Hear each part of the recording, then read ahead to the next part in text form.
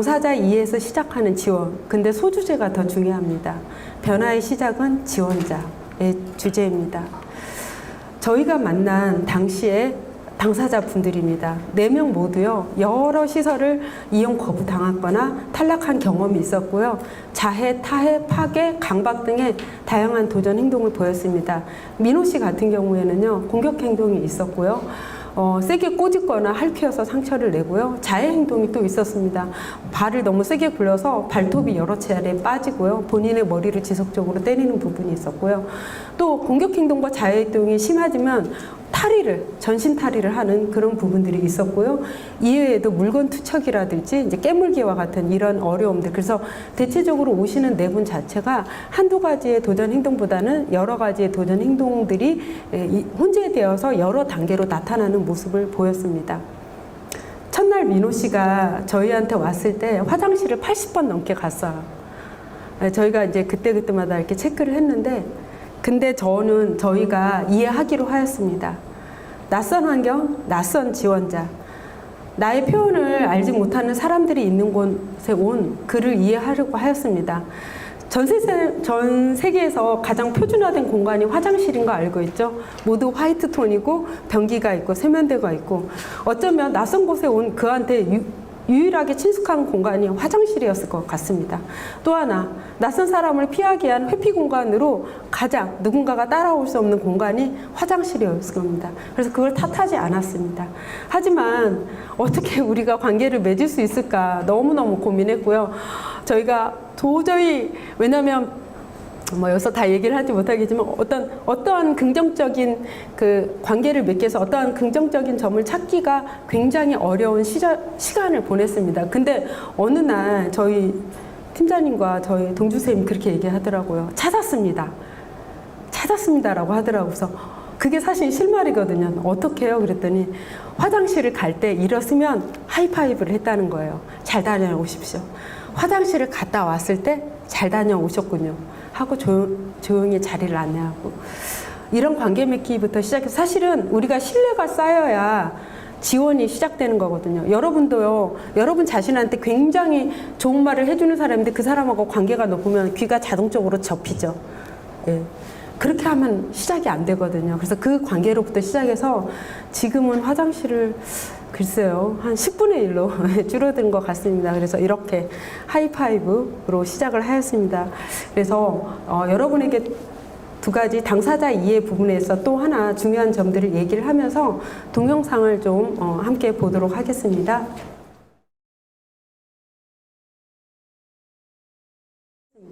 우리가 누군가를 지원한다고 할 때는 사실은 당사자에 대한 깊이 있는 이해가 필요합니다. 여러분, 여기 영어에 non-speaking, non-verbal이라고 되어 있습니다. 우리가 말을 하지 않아서 이 사람이 비언어적인 사람이라고 얘기할 수 없습니다. 왜냐하면 언어는 최근에 수화가 아니라 수어라고 되어 있잖아요. 여러분이 스웨덴 가는데 한국말을 한다라고 해서 말하지 않고 비언어적인 사람이고 우리의 의사를 들으지 않는다면 여러분은 얼마나 좌절과 절망을 느끼겠습니까? 그들은요, 우리하고 이렇게 소통합니다. 그들은 눈과 표정, 몸짓, 목소리, 움직임으로 소통하고 있습니다. 그래서 그들에게 주목하고 저희가 그 부분에 포커싱을 하는 게 굉장히 중요합니다. 또 하나는요, 저희가 경청을 얘기할 때 경청은 이 소리를 듣는 게 아닙니다. 만약에 말로 의사소통을 하지 못하는 분이라면 그가 하는 모든 몸짓과 눈의 온도와 표정과 그 다음에 그의 다가감, 이렇게 오감으로써 그분이 사용하고 있는 언어를 이해하는 게 굉장히 중요합니다. 우리는 늘 경청해야 됩니다. 그리고 그가 느끼는 감정이 무엇인지 그 감정까지도 경청해야 되고요. 중요한 거는 당사자가 말을 하지 않을 때조차도 우리는 여전히 그들이 사용하는 언어를 경청하는 게 굉장히 중요합니다. 그리고 그거를 당사자가 빛의 속도로 압니다. 내 앞에 있는 분이 존중을 담으면서 나를 경청하고 있고 나와 관계를 형성하려고 하는가라는 부분들을 굉장히 당사자가 먼저 깨닫는 부분이 있습니다. 여기 당신이 매우 제한적인 언어 이해 능력을 가지고 있고 당신의 감정을 제대로 표현할 수 없다라고 상상해 봐라. 그러면 사실은 내가 어떤 말을 하려고 하지만 사람들은 아, 저 사람의 말을 그냥 들으려고 하기보다는 말하려고 하는 걸로만 아마 생각을 할 것입니다. 그래서 사실은 의사소통이 되지 않기 때문에 하루 종일 라운지에만 앉아 있으면 아, 라운지를 좋아하나? 라고 생각을 할 것입니다.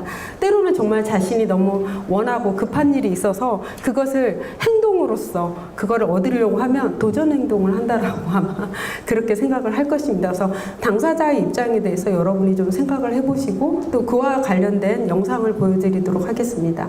여기 영상에 나오신 분들은 우리가 청각장애인에게 말하세요 이런 얘기 하지 않잖아요.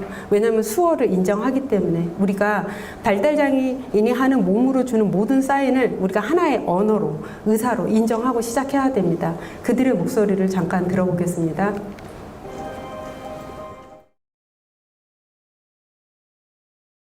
이 영상에서 그 언어회로의 부녀를 여러분들이 봤잖아요.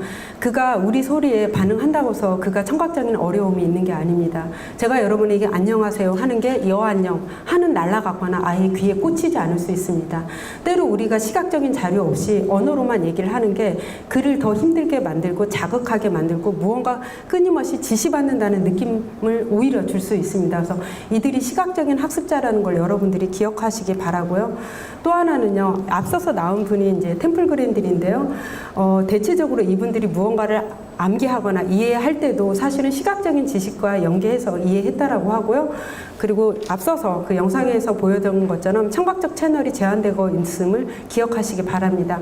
그리고요, 때로 말을 하시는 분들이 있으세요. 하지만 그럼에도 불구하고 언어적 이해 능력이 있음에도 불구하고 시각적, 문자적 암시가 그들이 필요하다라고 합니다. 그래서 제가 책에 그 나는 그림으로 학습한다 내지는 시각적 학습자라는 그 자료를 이렇게 소개를 제가 해놨는데 여러분이 나중에 한번 읽어보시기 바라고요. 자폐에는 이런 특성이 있지만 지적장애는 또 어떤 특성이 있습니까? 국가가 굳이 지적장애로 등록을 한 이유는 뭔가 만성적이고 항구적인 어려움을 가지고 있습니다. 이 뇌기능에 있어서 특히나 단기 기억에서 어려움이 있습니다. 그래서 때로 놀랍니다. 저희가 지원자들이 누구누구씨 제가 몇 번 얘기했죠? 저희가 두 다리가 절단된 지체장애인한테 뛰어가라고 하지 않습니다. 왜냐하면 두 다리가 없는 그 장애를 저희가 명확하게 알고 있기 때문에. 그런데 지적장애인이 뇌에 있어서의 어려움이 있다라면 저희가 몇 번 얘기하는 게 저희가 당연하게 저희가 지원자가 해야 될 얘기입니다. 그래서 시각적인 지원은 이런 자폐적 특성뿐만 아니라 그 지적장애, 단기 기억의 어려움도 함께 지원할 수 있는 지원 방법이고 그래서 오늘 오후에 저희 김동준 선생님이랑 그다음에 김진애 팀장님이 또 이제 그와 관련된 교육을 진행하는 걸로 하였습니다. 다음은 이제 이 그림에서 보여있는 거는 저희 복지관에서 쓰는 사용했던 거를 그냥 제가 그때그때 촬영을 했던 것입니다. 제가 인상 깊은 게요. 이거를 처음 쓸 때 부모님이 아마 통하지 않을 거예요 라고 얘기했어요. 이것도요. 네. 반드시 거기 가서 뭘 펼치고 먹고 와야 되는데 그냥 갔다 오는 거는 우리 자녀한테 통하지 않을 겁니다 라고 했습니다. 하지만 시각적인 정보가 그냥 A4 용지에 저희가 그려줬던 출력해서 줬던 전달되었을 때 그들은 오히려 저희들보다 더 쉽게 받아들이고 그 규칙에 대한 존중이 더 있었습니다. 그래서 그걸 잊지 마시고요. 네. 여기 보면 지원 씨 같은 경우에도요, 굉장히, 언어에도 어려움이 많으신 분입니다. 그런데 병원 가는 게 이분한테는 너무너무 진짜 너무너무 어려운 일인데요. 지원 씨, 엄마 아빠랑 내일 병원 가요? 주사 맞고 건강하게 마트 가요? 라고 얘기를 했을 때 이걸 사전에 계속 얘기를 했기 때문에 당일 이분의 행동이 훨씬 편안하고 성공적인 그 접종을 하는 그런 기회가 되었습니다. 그래서 선택이 아닙니다. 시각적 지원은 발달장애인에게 특히 초중증 장애인에게서는 필수라고 생각하시고 여러분이 스페인어를 모르는데 스페인에서 화장실을 스페인어로만 쓰고 남자 여자 심볼을 주지 않았을 때 당황하는 것과 똑같은 어려움을 겪는다는 걸 잊지 마시기 바랍니다. 다음 당사자 이해에서 고려할 점입니다. 트라우마에 대한 얘기를 제가 가지고 왔는데요. 사실 이 사회에서 발달장애를 가지고 사는 자체가 트라우마입니다. 장애를 가졌다는 이유만으로 따돌림과 놀림, 지속적인 학교 폭력, 학대와 무시, 그리고 무가치 무가치가 이들을 굉장히 슬프게 하고 많은 우울증 약을 먹게 하는 부분이 있습니다. 하지만 이 발달장애인의 도전 행동이 부정적이어서 고쳐야 된다라고 하지만 행동의 원인을 깊숙이 보게 되면요, 실제로는 그 상황에 벗어나기 위한 생존의 몸부림일 수 있다라는 것을 여러분이 기억하시기 바랍니다. 또 하나는요, 어떤 데이터를 보니까요, 저희가 하루에 활동을 100으로 한다라면 우리가 만나는 발달장애인이 하루에 활동과 관여를 30% 한다라고 합니다. 30%밖에 안 한다라면 사실은 그 시간 안에서 굉장히 지루하고 어렵고 힘들 것입니다. 그렇기 때문에 저희 같은 경우에는 바쁘기 때문에 큰 트라우마도 잊고 살거나 그냥 잘 극복이 되는 경우가 있지만, 그들은 활동의 양이 적고 관여되는 게 적다 보니까 우리가 생각하기에 너무나 작은 트라우마도 그들에게는 너무나 큰 트라우마로 다가오고 그들의 삶을 압도할 수 있다는 걸 저희가 예측하는 게 필요합니다. 다음 영상을 보도록 하겠습니다.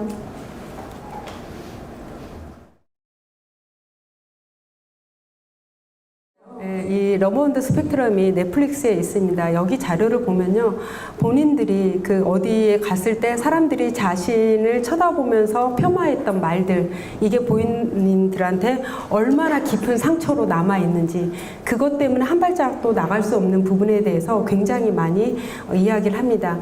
때로 우리가 그냥 어떤 도전 행동으로 보이는 거 이면에 사실은 트라우마라는 부분이 있습니다.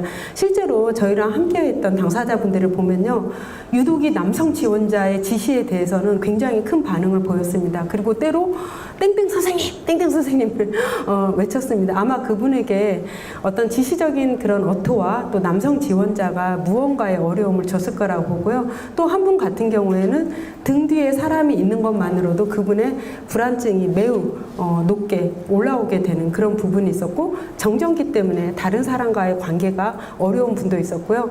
또 챌린지는 아니었지만 저희가 만나는 지원자 중에 문이 딱 닫히는 소리에 완전히 사람이 얼어붙어요. 서랍이 닫는 소리에. 나중에 알고 봤더니 그분이 학창 시절에 문 닫힌 공간에서 굉장히 많은 폭행의 경험이 있으셨고, 그 경험 때문에 고개를 들지 못하고 집에 나오지 않는 시간이 굉장히 많이 있었습니다. 또 이거는 굉장히 특이한데, 어느 분은 퍼즐만 보면 경기를 하세요. 예. 그녀의 삶 안에 뭐가 있는지는 잘 모르겠습니다. 그래서 저희가 트라우마에 대한 것들을 좀 살펴서 어떤 한 사람이 안 좋은 행동을 하기 때문에 그 사람을 판단하는 게 아니라 그 사람 삶에 어떤 것이 있는지를 들여다보는 게 굉장히 중요합니다.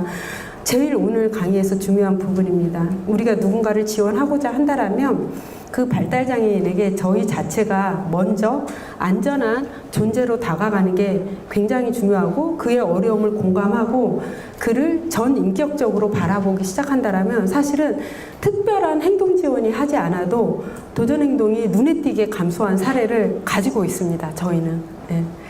땡땡씨를 이야기하고 싶으나 시간 관계로 넘어가도록 하겠습니다. 이제 지원의 시작에 대해서 이야기를 하겠습니다. 지원의 시작에서 중요한 거는 나이입니다. 예. 여러분, 체중증 발달장애인에게 지원자는 어떠한 존재이겠습니까? 어떠한 존재이겠습니까? 제가 아는 어떤 남성분이요, 집에 가면 부모님하고 별로 대화가 없대요. 남동생하고는 그래도 좀 있었대요. 남동생이 군대 갔을 때 32평, 방 3개에 거실 하나 있는 집이 방 하나와 거실 반절이 날아간 기분이었대요. 그 정도로 발을 디딜 수도 없고 공간이 완전히 좁혀졌다라는 거예요. 여러분, 체중증 장애인에게 지원자는 그런 위치입니다. 내가 어떤 의사 표현을 하면 그걸 도달할 수 있도록 하고 내 감정을 읽어주고 나의 좋은 하루에 있어서 빼놓을 수 없는, 여러분이 컴퓨터 없이 일한다라고 생각하십시오. 그것보다 더 중요한 부분입니다. 그런데요, 그렇기 때문에 그들의 변화에 저희가 가장 중요합니다. 외국의 논문 자료 중에 어떤 사람이 체중증 장애인의 변화를 일으켰는가 조사를 했습니다. 학력이 높은 사람 아니었습니다. 자격증이 많은 사람 아니었습니다. 1대1이 아니라 막 3대2처럼 지원자가 더 많은 케이스 아니었습니다. 경험이 적어도 학력과 상관없이 어떠한 당사자에 대해서 긍정적으로 바라보고 그를 유심히 세심히 지켜보고 관찰한 그 사람이 가장 많은 변화를 불러일으켰다고 합니다. 신체장애인이 세상을 살아가는데 필수적인 게 경사라와 휠체어라고 합니다. 발달장애인에게서는 마음의 경사로와 긍정적인 지원자가 필수입니다. 우리가 체중증 발달장애인을 지원한다고 했을 때 우리가 먼저 내가 내 마음의 경사로 꽈놨나, 그가 정보 처리 속도가 늦고 내가 반복적으로 이야기를 해줘야 되고 더 기다려야 되고 그에 대해서 더 알아가야 되는 이러한 마음의 경사도를 내가 깔았나, 그리고 내가 그에 대해서 긍정적인 렌즈를 장착했나 라는 부분들을 반드시 확인해야 됩니다. 그래서 앞서 김미옥 교수님이 사람 중심에 대한 접근을 되게 중요하게 얘기하시는데요. 저희 복지관에서도 어떤 변화에 있어서 변화 시작이 두 가지라고 생각을 합니다. 하나는 당사자도 당사자를 우리가 변화를 시킬 주체이기도 하지만 우리 스스로가 그 사람에게 맞는 지원자가 될 수 있도록 우리를 바꿔내가는 것도 굉장히 중요합니다. 그래서 잊지 마십시오. 어떤 변화를 움직일 때 그를 변화하기 이전에 나의 행동과 사고와 나의 지식의 변화들을 먼저 해야 된다는 걸 여러분이 기억해 주시기 바랍니다. 다음은 파트너십입니다. 모든 좋은 지원은 파트너십에서 시작됩니다. 저희가 때로 선생님이라고 불리우지만 저희가 선생님이란 말을 잘 안 씁니다. 왜냐하면 그들이 학생이 아니기 때문에. 그래서 대체적으로 저희가 지원자라는 말을 쓰려고 노력을 하고 있습니다. 때로는 어떤 당사자분은 선생님이라고 부르는 게 더 편하다라고 하면 그거는 또 저희가 존중을 합니다. 여러분, 저희가 왜 여기에 앉아 있을 수 있습니까? 그들이 있지 않는 한 저희는 이러한 직업적인 역할을 할 수가 없습니다. 그래서 그들은 제가 그들에게 도움을 주는 사람이 아닙니다. 그들도 저의 삶 안에 굉장히 도움을 주는 사람이고요. 우리 삶 안에 그들은 사회적 생산자입니다. 그래서 그들의 공헌과 그들의 기여를 먼저 인정하시기 바랍니다. 또 하나, 파트너십은요, 매 순간 그들의 참여를 촉진하고 만족과 성장을 합니다. 나를 인정하지 않는 지원자한테는 눈부터 먼저 감길 것입니다. 지원자가 아무리 큰 목소리를 얘기해도 그들의 귀가 접힐 것입니다. 그래서 이 부분을 여러분들이 고민하시고요. 또 하나는 최근에 오신 어느 한 분의 그 사례에서 제가 느낀 것입니다. 이분이 왜 이렇게 드라마틱하게 변했을까? 서울시의 긴급 사례여서 저희한테 왔는데 왜 첫날부터 도전행동이 일어나지 않았을까라고 봤을 때 가장 중요한 거는 이분에게 저희가 긍정적인 정체성을 주었습니다. 저희가 어떤 변화를 한다라고 한 거는 그 상대방이 나를 어떠한 정체성으로 인정해주고 기대를 갖느냐가 사실은 굉장히 중요한 단서가 될 수 있습니다. 그래서 우리가 지원을 할 때 내 앞에 있는 분에게 긍정적인 정체성을 내가 부여하고 있는지, 당신 굉장히 좋은 사람이고 변화할 수 있고 내가 당신에 대해서 기대를 할 수 있고 우리 함께 할 수 있고 이런 메시지를 주는 게 보는 게 굉장히 중요합니다. 그래서 이런 파트너십을 갖는데 이제 중요하게 생각하는 부분이 저희가 사람 중심 생각을 굉장히 중요하게 생각을 합니다. 사람 중심 생각은요, 가장 많이 강조하고 있는 게 존중이 담긴 경청입니다. 아까 경청을 오감으로 해야 된다라고 하는 거죠. 또 하나는 오늘 다 설명을 하지 못하지만 당사자 중심으로 효과적으로 정보를 조직하고 그 주변에 있는 사람한테 전달하는 것입니다. 저는 이게 가장 중요하다라고 하는데 제가 이때까지 받은 교육 중에 이런 내용이 없었어요. 우리가 어떤 서비스를 할 때 삶의 내용 전문가인 당사자와 부모, 그리고 그를 지원했던 예전 사람에 대한, 거주시설에 대한 동료들, 또 예전 지원자에 대한 존중과 파트너십부터 시작하라. 근데 이게 굉장히 실질적인 그런 부분입니다. 그래서 사람주의 생각에서 이런 부분을 굉장히 중요시 하고요. 그러면서 늘 사람을 바라볼 때 그 사람에게 중요한 것과 그 사람 위에 중요한 거를 양측을 반드시 다 봐야 된다라고 얘기합니다. 근데 이거는 미국에서는요, 장애인에게만 하는 게 아니라 대체적으로 어떠한 사람의 좋은 지원을 할 때 가지고 있는 툴입니다. 그래서 미국에 있는 그런 연방정부 차원에서도 교육들이 진행이 되고 있는데요. 그래서 그 사람에게 중요한 거, 그 사람을 위해 중요한 거, 그리고 둘 사이의 균형을 보면서 지원을 하라고 하고요. 그랬을 때 여러분이 이렇게 지원하고 있는 어떤 한 사람을 떠올려 보세요. 우리가 그분이 어떨 때 어떤 행동을 하고 어떤 위험이 있고 어떤 질병이 있다는 데이터는 그 차트에 너무 많습니다.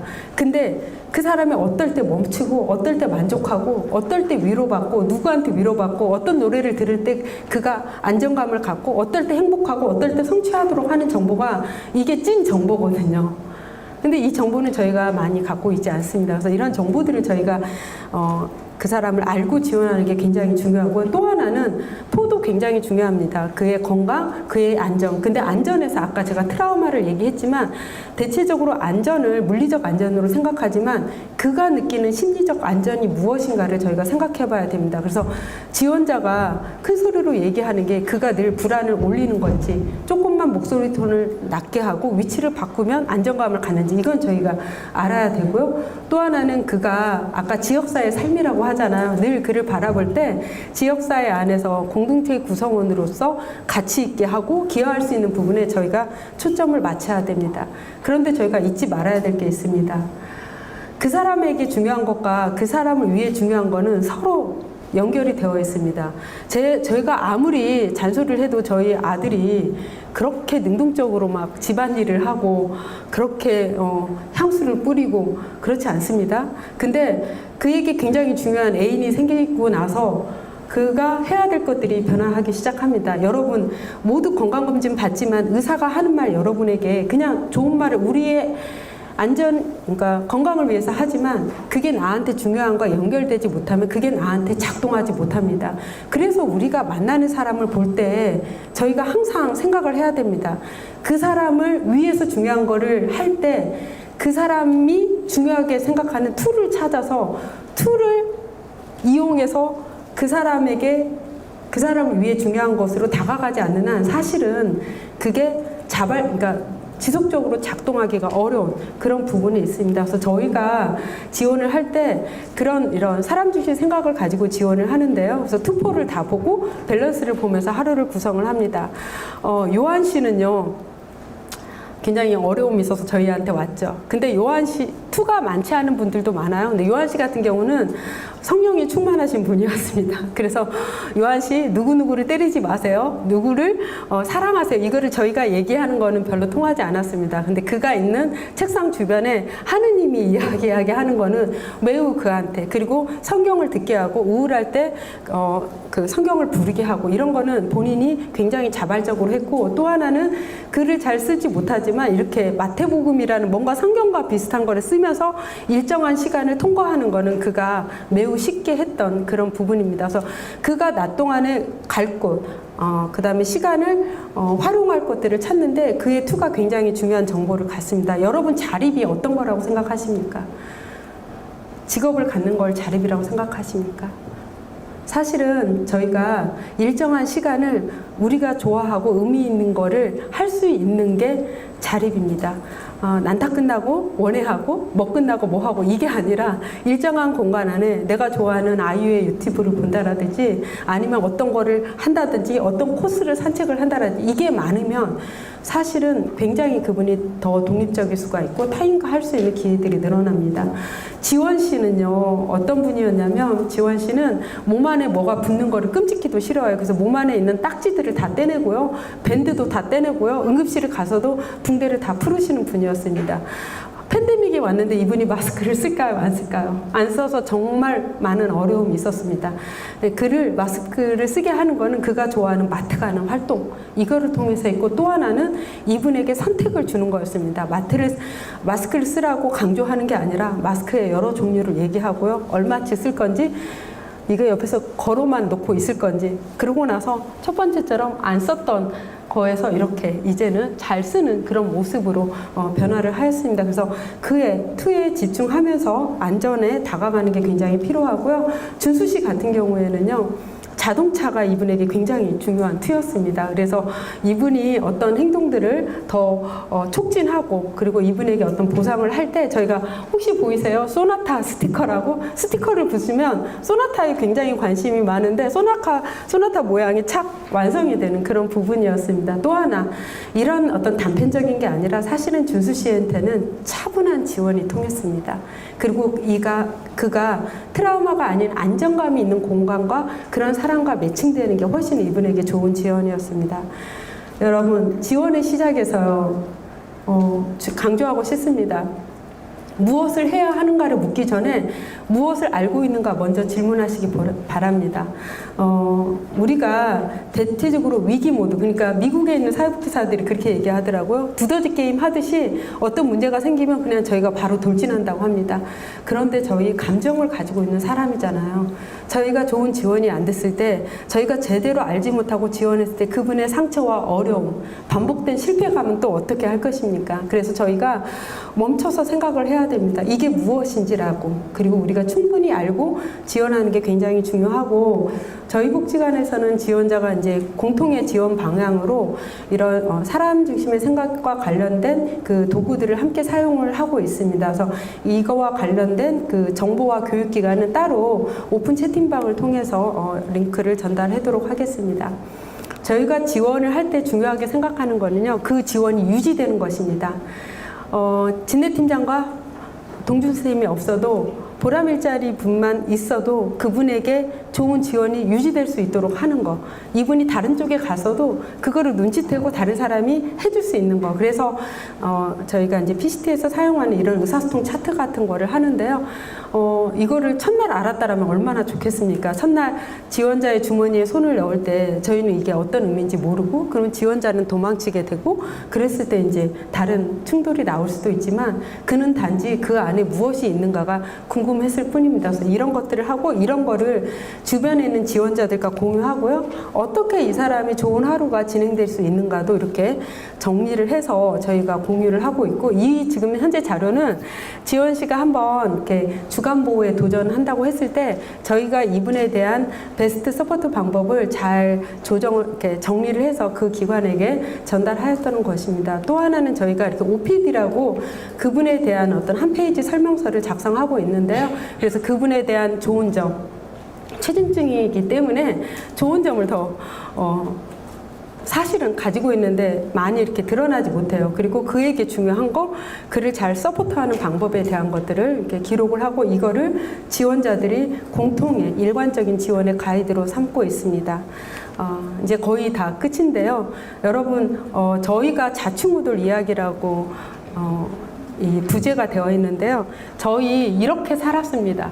지금 제가 이렇게 발표하는 거, 또 오후에 발표하는 거 보면 이렇게 됐을 거라고 생각하는데요. 맨날 이게 아닌가 봐, 이건가 봐 라고 하면서 그렇습니다. 그래서 그거는 매우 자연스러운 것입니다. 근데 이렇게 하기 위해서는요, 계속 시도해야 되고, 계속 문을 두드려야 되고, 계속 실천해야 되는 그런 부분이 있습니다. 그래서 성공이 이런 모습이라는 거, 혹시 여러분이 뒤로 떨어지고 롤러코스터처럼 조금 당사자가 좀 더 변화한 것 같지만 어느 날 훅 떨어진다 해도 절대 좌절하지 말고 이런 모습을 가질 거라는 걸 여러분이 아시기 바랍니다. 오늘 그 강의의 가장 중요한 슬라이드입니다. 아까 자폐에서 칼리가요. 네. 나는 자폐인이 아니라 그냥 칼리이다라고 얘기했듯이 저희 앞에서 오는 분을 온전한 사람됨으로 먼저 바라보는 게 굉장히 중요합니다. 왜냐하면 그렇게 바라봤을 때 단서들이 굉장히 많이 나옵니다. 그가 몇 살에 멋진 총각이고 어떤 것들을 굉장히 좋아하고 이런 거를 볼 수가 있습니다.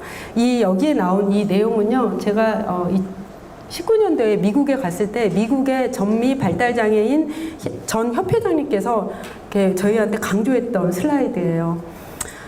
가장 큰 장애는 뭐냐? 체중증 장애인이 가장 큰 장애가 아니다. 가장 큰 장애는 모든 인간들이 겪고 있는 가장 큰 장애는 외로움, 소외감, 무료함, 목적 없음, 다른 사람의 태도가 가장 큰 장애이다라고 얘기를 합니다. 그래서 한번 바꿔볼까요? 내 앞에 있는 사람이 외롭지 않다라면 그의 행동은 매우 달라질 수 있습니다. 내 앞에 있는 사람이 소외감을 덜 느낀다라면, 더 많이 함께 할 수 있는 일이 있다라면 그가 달라질 수 있습니다.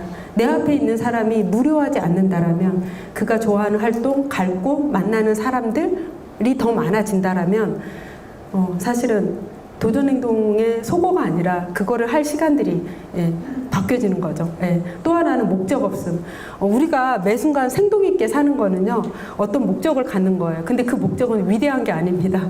커피 만들기, 어떤 선생님을 초대해서 어떤 거를 주기, 이런 것처럼 기대되는 일상이 있을 때 힘든 일상을 참아내고 비로소 한 인간이 한 걸음을 갔습니다. 혹시 초징증이라고 하지만 그에게 기대되는 어떤 목적과 단계들을 우리가 주고 있는지 낮은 단계에서라도 그런 걸 살펴보시기 바라고, 다른 사람의 태도도 매우 매우 중요합니다.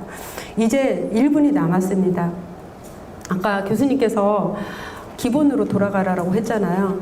수많은 창의성은요, 사실은 우리가 어떤 가치를 갖고 어떤 신념을 갖느냐에 따라서 달라진다라고 생각을 합니다. 그래서 지원에 있어서 가치와 신념을 놓지 말아야 되고요.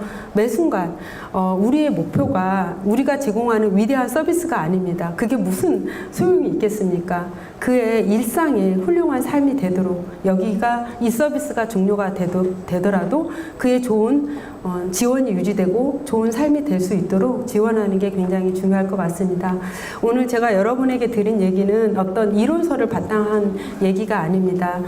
지난 경험을 통해서 두서없이 자충우돌 이야기를 전해드려서 많이 미흡한 부분이 많습니다. 나중에 정말 기회가 되면 사실 발달장애인의 이해만 가지고도 몇 시간을 해야 되고 의사소통만을 가지고도 몇 시간을 해야 되는 부분입니다. 그래서 짧은 시간 전달하다 보니까 부족한 점이 많았을 것입니다. 그거는 여러분의 좋은 마음으로 이해해 주시기 바랍니다. 이상으로 마치겠습니다.